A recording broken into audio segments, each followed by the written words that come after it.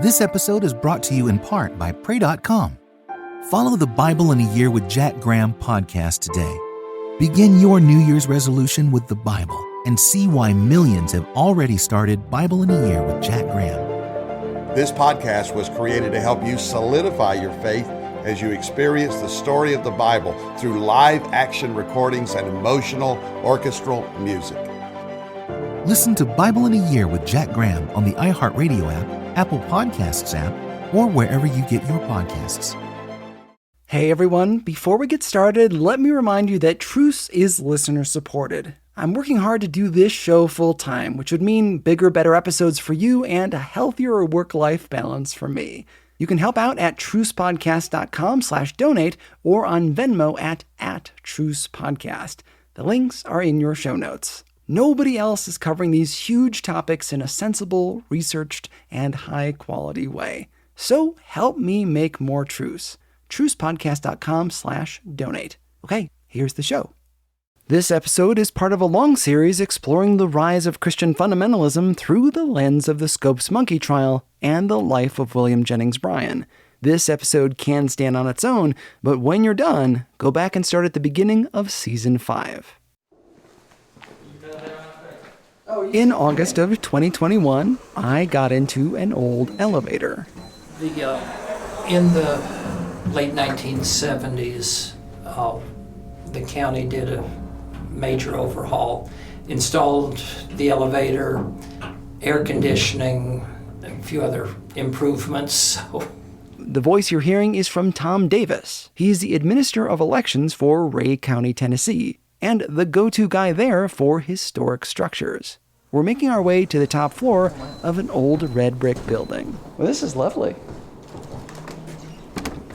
Wow. The courtroom looks very much the way it did in 1925.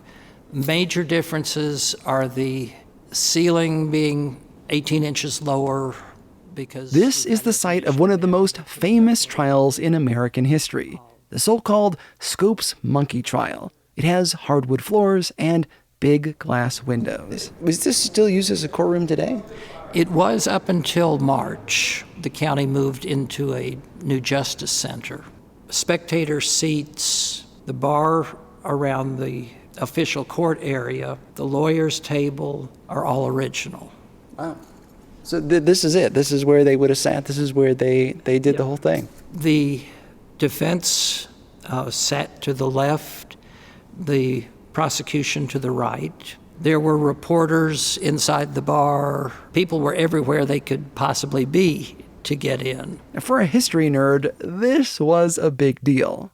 Because what happened in this large room echoes through so much of what we're experiencing now. Our us and them mentality, the Bible versus science, truth against myth. Some historians have called this the OJ trial of its time. A public spectacle where the whole country followed along via national broadcast. Yeah, this was the first American trial broadcast live over a national radio network. Everyone wanted to know the verdict of this trial. The state of Tennessee, with the urging of William Jennings Bryan and a group of fundamentalist Christians, passed a law. You could not teach evolution in the schools. Not as truth and not as a theory. Not at all. How did this little town, on its way to being forgotten by society, suddenly explode onto the front pages of national newspapers? Did this debacle over evolution and religion really change that much? Some point to this trial as the temporary death of Christian fundamentalism. Others say that it had very little impact at all. The story sticks with us because it illustrates so much of who we are as evangelical Christians and so much of what we're afraid to become. Where do the lines of science and faith intersect? And where do they diverge? With all due respect to those involved, OJ's case was a murder case. And there have been how many in the United States in the last 95 years? But there has been one Scopes trial. You're listening to the show that uses journalistic tools to look inside the Christian church. We press pause on the culture wars in order to explore how we got here and how we can do better. I'm Chris Staron, and this is Truce. Tom and I also went downstairs from the courtroom into the basement museum, which back in 2021 had survived a small flood. Thankfully, he was willing to give me a tour while the working men did their thing in the background. Where do you usually start with your tours here? We start coming in on the left with an explanation of the Butler Act, the law that said public schools can't teach any theory of human development creation that denies the account found in the Bible.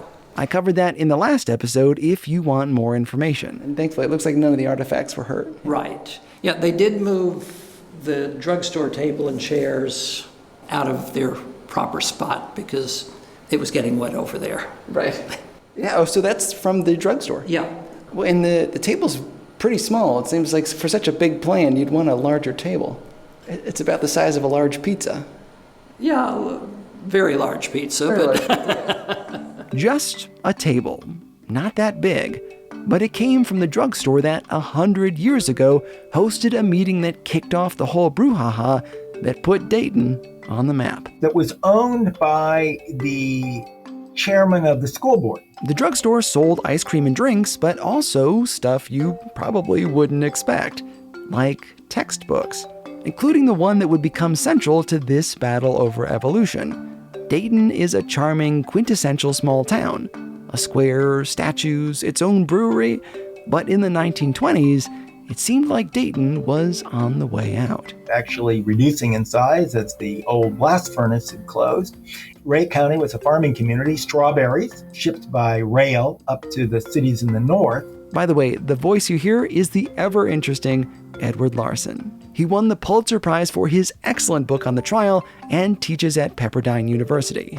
This piece of Tennessee was different than the rest of the state. The whole state is Republican now, but back then, Tennessee, being a southern state, was predominantly Democratic and therefore pro-Bryan. Bryan, remember, had been the Democratic nominee for president. That's William Jennings Bryan, 3-time nominee for president by the Democratic Party. He lost all 3 times, then became Secretary of State under President Wilson.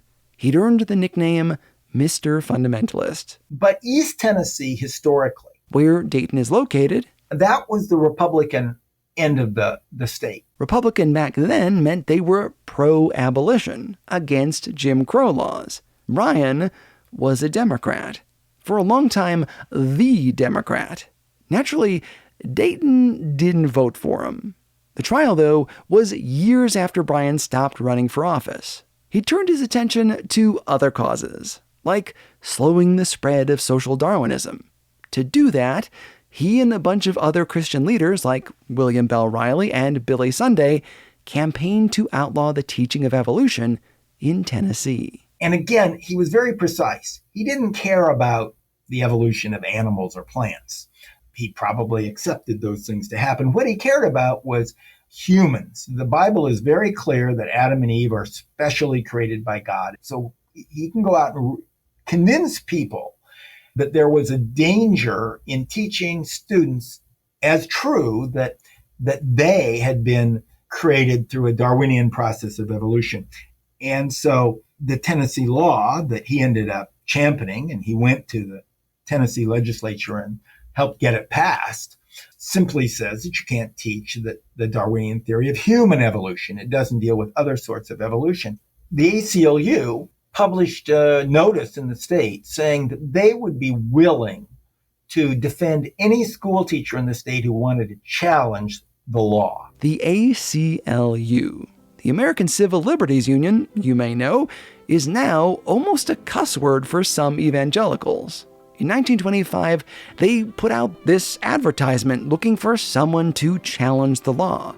What they needed was an educator willing to teach evolution, get caught, and go to trial. Someone to test the validity of the law in a courtroom. Who would be bold enough, brave enough, or so desperate for attention that they would take on a controversial law in the public eye? Perhaps Dayton? The town was struggling for business at this time because, as I said, the local blast furnace had closed and they were losing population, and they came up with this idea. An idea for how to boost the notoriety of the town. Let's have a test case here. Let's try this law and see if we can't get people to take notice. It'll spark a media circus, looky-loos, folks from all around who want to take part in history and spend their money in local stores and hotels. Imagine the crowds at the soda fountains, the restaurants. This, BTW, is one way that laws get tested in the United States. An organization wants to test a law, they find someone willing to break it, and then they take the case to court so they can argue that the law should not exist. I object. Think Rosa Parks, or even Carrie Buck from my eugenics episode. A small group of citizens met in the soda fountain at a table about the size of a large pizza, with the hope of drawing some much-needed attention to Dayton. The only problem is, who were they going to get to do it? The biology teacher, the person you'd expect to teach evolution, was also the principal of the school. They couldn't sacrifice the principal. But okay, what about the young guy, John Scopes? He was the football coach and he was the middle school science teacher. Someone found him playing tennis, called him to the drugstore, and laid out their plan. Would he, John Scopes, be willing to get arrested for teaching evolution? Now, granted, he hadn't, but that was a minor technicality. He hadn't even taught evolution. One of the most famous crime stories in American history, and there wasn't even a crime committed. But the young man certainly fit the bill. Scopes wasn't particularly religious, and he was well-liked and a composed guy. Not a bad defendant. They assured him of his job back. They assured he'd never go to jail. They were that they'd pay his fine if there was one. There wasn't much to lose. Right there in the drugstore, they arrested John Scopes. With all the major players in order, they contacted the ACLU to tell them they had their test case. And so the trial began literally as a publicity stunt. How American can you get? Each of the major players had their own reasons for the battle. Some of them religious, some commercial, some moral, and others to limit the role of government in society. Bryan was always a champion of big government. We saw that throughout his political career. He was instrumental in switching the Democrats from wanting a small government to wanting a larger one. When Teddy Roosevelt turned his eyes to progressive reforms like national parks and antitrust laws, Bryan upped the ante. He trusted popular democracy, and he believed and would say that the people ultimately are always right. Bryan was a majoritarian. Essentially, he believed that the majority should have the right to make society by their own rules. That's why he backed laws to block the teaching of evolution. If we, the majority of parents in the United States, decide we don't want such and such taught in our schools, shouldn't the schools adjust to our will? Guys like Bryan would say that this is just democracy by another name. Citizens exercising the right to shape their society. Majoritarianism sounds like a great idea, so long as you're in the majority. But when the pendulum of society swings in a different direction, the ideas you fought so hard to establish now can be used against you. Maybe you think that teachers should always follow the will of the people. But then, what if one lone teacher wants to pray in their classroom and the majority says they can't? Majoritarianism requires that you trust your people will always be in charge. Because he thought as long as it's controlled by popular votes, government makes us better. So he was a champion of big government, where the founders of the ACLU and Clarence Darrow were very suspicious of government because they thought that there could be a tyranny of the majority just as much as there could be a tyranny by a king or a Kaiser or an emperor. The ACLU was founded in part to protect the minority from the will of the majority. Their initial goal was to protect Quakers and pacifists from being conscripted into fighting during World War I. Bryan actually would have agreed with a lot of the ACLU's stances. Protecting workers and defending labor, for example. But here they were pitted against each other, with his desire for big government and their hopes to keep that government in check. The ACLU had been battling these laws throughout the country because they thought that teachers should have an academic freedom to teach and students should have an academic freedom to learn whatever ideas are out there. Bryan's case may sound pretty narrow-minded, but he was concerned about the spread of social Darwinism. As a post-millennialist, he believed that good governance could make the world a better place and usher in the millennium. He saw social Darwinism as a threat because it gave license to men like John D. Rockefeller to believe that they had the right to treat poor people without respect because rich guys are superior beings. William Jennings Bryan seemed like a natural choice to join the prosecution. Not only was he involved in the law in question, but he was one of the most famous men in the country. Not bad for a publicity stunt. Darrow, on the other hand, was not an easy choice for the defense. The ACLU had not asked Darrow to be involved in the case. In fact, they had already organized another team of lawyers. Darrow was maybe the most famous civil libertarian in the country at the time. Why not get him involved? He was also sort of like a Richard Dawkins of his day. He was a critic of revealed religion in general and literalistic Christianity in particular. And he would go around writing books and debating for agnosticism or even atheism. Darrow had in mind of using the trial not only to promote academic freedom, but really to debunk Christianity, which of course the ACLU didn't want to get anywhere near that third rail. They wanted to make the case for the right of teachers. Bringing Darrow on would change the narrative. He knew the ACLU would never want him there.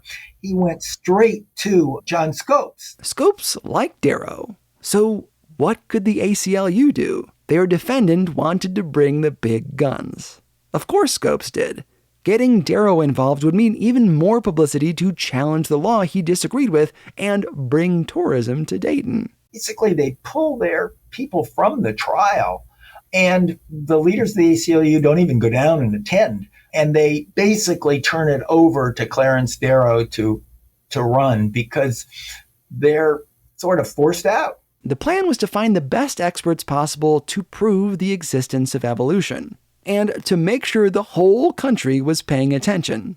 To do that, they had to get Scopes out in the public. Scopes never went to jail. Indeed, after the trial was launched and it became front page news, he went on a publicity tour around America. He went to Chicago, he went to New York, he spoke at the American Museum of Natural History, he went to Washington, D.C. He went on a publicity tour around the country. And the ACLU put together an advisory board that included the presidents of Harvard, University of Michigan, University of Stanford University, University of California, Berkeley. And they pulled together this star-studded list of expert witnesses, all Christian, mind you, from the top universities around America like Princeton and Chicago and Vanderbilt to come down and testify. This was not some sort of scene where you had this poor school teacher looking for a lawyer, as it appears in Inherit the Wind. The Broadway play turned movie that presented a fictionalized version of the trial. Rather, the lawyers found him. The town was about to get more than it bargained for. Remember, they were hoping for some publicity and to frame this as a test case, where the two sides would come together and debate the merits of this law without Scopes' neck being on the line. What happened was that America loves a story. And the best story is that there's this benighted hill town in the benighted South, enraged by fundamentalism, that arrests one of their own teachers. That's just too good a story to pass up because America likes conflict. Which is funny because so much of the story told to the public and in the later play Inherit the Wind was just not true. Dayton was not a backwater. It had one of the largest courtrooms in the state and a train line. It was Republican, which in those days meant it was liberal. The town wasn't inflamed by fundamentalism. Quite the opposite. The trial was engineered by liberals who wanted to test the law. Scopes wasn't arrested in the school or tossed in jail. He went on a publicity tour, but those nuances were too subtle for the media to grasp. What they wanted was not Dayton, but maybe the town from Dirty Dancing. And it was in the popular imagination that fundamentalism was a Southern ideology, even though it started and found its supporters in the North. Modernism hadn't taken hold in the South, so there was no reason for fundamentalism to blossom. Fundamentalism was largely a Northern phenomenon. With the world on alert, Dayton would soon blossom into a circus, and the trial of the century was about to begin. We'll continue our story after this message.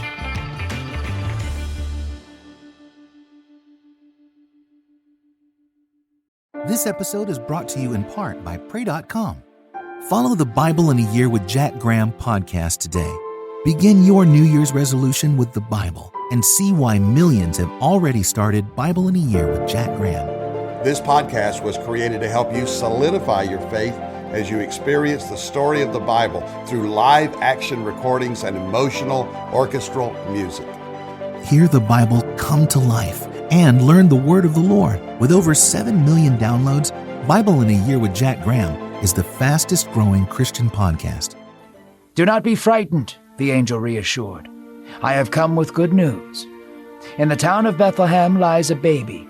He is swaddled securely in a manger at the inn stables. This child is the Messiah, the Lord, the Savior of the world and redemption of mankind. Listen to Bible in a Year with Jack Graham on the iHeartRadio app, Apple Podcasts app, or wherever you get your podcasts. Let's go back to the courthouse in Ray County, Tennessee. We have a few artifacts, like the typewriter that the court reporter used to type the transcript. Then we have some sheet music. Most people don't associate music with trials, but there were about 15 or 20 songs written about the Scopes trial. Everything from the very serious, the Ballad of William Jennings Bryan talks about his coming to town to defend the anti-evolution statute, to Darwin's monkey trot. People wrote musical tributes to these men and this moment. The small group of men meeting in that drugstore could not have anticipated what their planned test trial would become, a part of national lore and history books, but also a sort of a circus. On the tour, Tom pointed to a black and white picture. Yeah, there's a photo of a monkey up here on the wall. H.L. Mencken, probably the most famous journalist of the day, called this the monkey trial. So somebody decided if this is going to be the monkey trial, we got to have a monkey. Somebody brought Joe Mindy, who was a movie star chimpanzee, and he's dressed in a three-piece suit and carrying a golf club, ready to go hit the links, I guess. But he performed for children in the town, and he was our main monkey. We're talking about the middle of the 1920s, which were a celebrity era. And we're talking about the jazz age. Think The Great Gatsby, Prohibition, speakeasies, the ubiquity of the automobile, airline travel, electronic media like radio.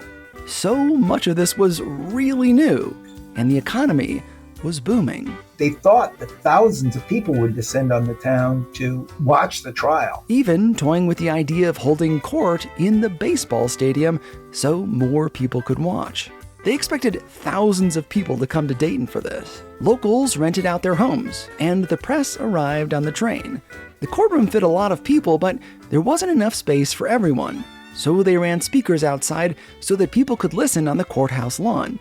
H.L. Mencken, the famous journalist, had suspected the town to be backwards, but found it, at least initially, warm and friendly.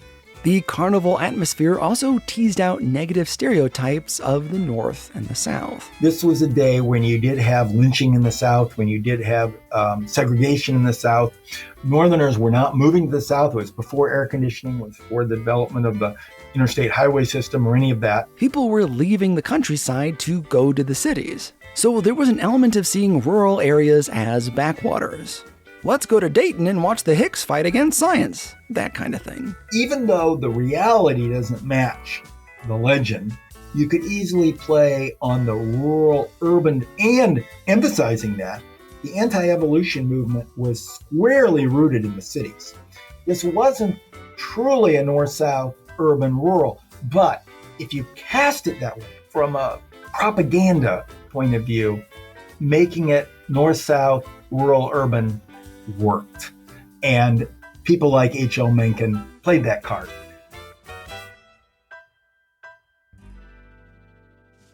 Bryan arrived at the train station to fanfare, cheers, and waving handkerchiefs 3 days before the main event. His plan was to make speeches and address the people. He'd fallen out of favor after resigning from Wilson's cabinet and failing to denounce the KKK in front of the Democratic National Convention. Though he was still making good money doing his public speaking and regularly drew large crowds at his Florida Bible study, he wasn't what he'd once been. This may have felt like a step back into the national spotlight. The New York defense lawyers, when they pulled into the station, were greeted by almost nobody. One of the men noticed a young fella taking their bags. What are you doing with those suitcases? Thinking his luggage was being stolen. One of the locals had to tell him, That's all right, Doc. That's only Scopes. the New Yorkers didn't recognize their own defendant even as he helped them with their bags. When Darrow arrived, he too was met by only a small group, nothing like the crowds drawn to Bryan. The defendants had an uphill battle to wage. The night before the trial began, Judge Ralston attended a prayer meeting where he said, I am much interested that the unerring hand of him who is the author of all truth and justice should direct every official act of mine. Ralston himself was a man of prayer and invited it into his courtroom, even in a trial about the veracity of the Bible. Darrow hoped to strike a blow against Christianity. When the first prayer was given in court, the prayer was really aimed against his client. Darrow had spent years of his career fighting so-called blue laws, religiously inspired laws that kept people from doing things like buying alcohol on Sunday. Prayer in court really got under his skin. Your Honor, I want to make an objection before the jury comes in. What is it, Mr. Darrow? I object to prayer, and I object to the jury being present when the court rules on the objection. Because he saw the trial as one between science and religion. Prayer at the start of the day might constitute bias on the part of the court. In the end, what they did is they compromised and had sort of neutral prayers given. He lodged another objection. I got to see what Darrow was complaining about while at the Ray County Museum. When I see there's a photo of a man standing in front of a sign that says, read your Bible, it's very similar to the one that's outside. Right. Yeah, okay, that man is John Scopes.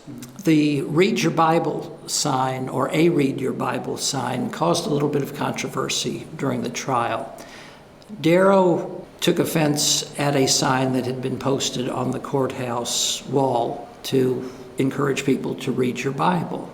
They argued about that for a while. Bryan finally stood up and said, Your Honor, I think the sign ought to come down. We don't want to offend our brothers during the trial. And there still is today, I guess. Well, yeah, we haven't taken it down from our festival, our reenactment yet.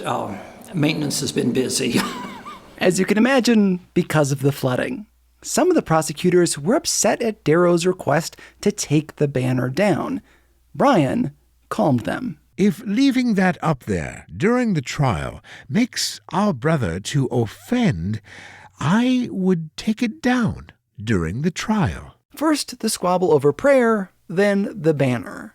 But the central battle in the trial was the question of whether or not to allow expert testimony to be heard by the jury. Both sides had said they were going to bring in expert witnesses to debate the merits of the statute. That was one reason Darrow paraded Scopes around the Northeast, to find experts who would testify to the legitimacy of teaching evolution in the classroom. Bryan instead, and the prosecution, moved to exclude all expert witness, saying it's irrelevant because the only thing relevant is whether Scopes taught evolution.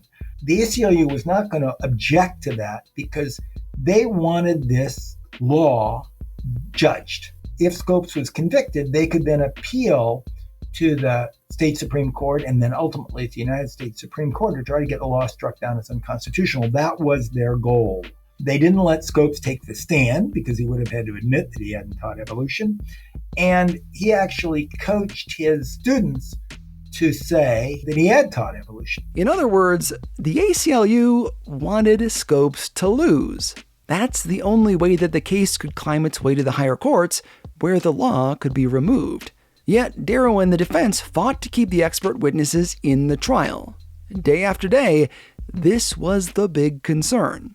All the while, the jury sat out of the proceedings as the lawyers haggled over what they could and could not hear. There were no empty seats. And I can tell you from personal experience, it gets really hot and muggy in Dayton. The trial went on for over a week, but what they did is they debated whether you could admit witnesses. They debated whether the law was constitutional. So the jury was excused for all of those portions. And what really frustrated him, they were prohibited from going in the various other venues and listening to it over the loudspeaker because they weren't supposed to hear that. While Scopes hadn't taught evolution, the students in the school used a book called Civic Biology that clearly did. A textbook that was sold in the very drugstore where the trial began, and one that was approved by the state of Tennessee's textbook board. It's the one that students were asked if they used in class. The book didn't stop at evolution, but tied evolution to eugenics. I got a chance to see a copy of it myself when I visited Bryan College in Dayton. Well, this looks like it actually belonged to a student because all of their periods are listed in the back of the book. It says first period was biology, second period physical education. Where I met Kevin Woodruff. I am the research literacy librarian at Bryan College in Dayton, Tennessee. He and I spent almost 2 hours talking about the trial and looking through the archives at the Bryan College Library. The machine that manages the temperature in the archives was particularly loud that day. It's a green book with sort of worn, yellowed, but glossy pages. Yeah. Mr. Woodruff read some of it for me. When people marry, there are certain things that the individual as well as the race should demand. Okay, sounds very... Eugenics-y? Yeah. Epilepsy and feeble-mindedness are handicaps which is not unfair but criminal to hand down to posterity. So yeah, that's horrible. Well, it's hard to believe, but that's what was being taught. Right, that's the textbook. That's from the section on eugenics, clearly stating it is immoral for epileptics and those with mental issues to reproduce. William Jennings Bryan's dystopian scenario printed in schoolbook form. Rather than explore the literal advocacy of eugenics, it was never mentioned. Instead, this epic showdown of the ages, one that Bryan described in advance as a battle royal, kind of became a royal dud as far as the media was concerned. If you narrow the case down to, did Scopes teach evolution, then there's really not much of a case. That's why the actual trial, that is when the jury is involved, took only 2 hours. There wasn't much to debate. They removed all of the sensational stuff. Without the experts giving testimony, this was just a simple case establishing if a small-town teacher taught evolution, not something that sells newspapers. Instead, the defense admitted that their client broke the law. Darrow literally tells the jury, says, you have no choice. You're going to have to convict my defendant. What kind of battle is that? The defense attorney told the jury to convict. Telegraphs had transmitted 20,000 words a day. Special lines were strung. People were listening all over the country. Friday, the evening before closing arguments were scheduled, reporters started leaving, thinking there was nothing to see, no battle royal. In fact, some of the prosecutors even went swimming with Scopes during a recess midweek. Where was the throwdown? Only the closing arguments remained. Darrow knew that William Jennings Bryan had prepared a doozy. Bryan was one of the best orators of his time. Darrow did not want Bryan to give his grand address, to influence the minds of the country. What he did was hatch a plan, to use the legal system to keep Bryan from giving his prepared closing statement. But simply preventing his opponent from speaking wasn't enough. He wanted to crush religion. The best way to do that wasn't by silencing Bryan, but by calling him to the stand. The resulting testimony would eclipse all the rest of Bryan's legacy in the eyes of many. It became the thing he's most known for today. That moment when the accused was ignored and the prosecutor was on trial. What happened next came to define the career of William Jennings Bryan and completely shape the way we see fundamentalism today. We'll continue our story in the next episode.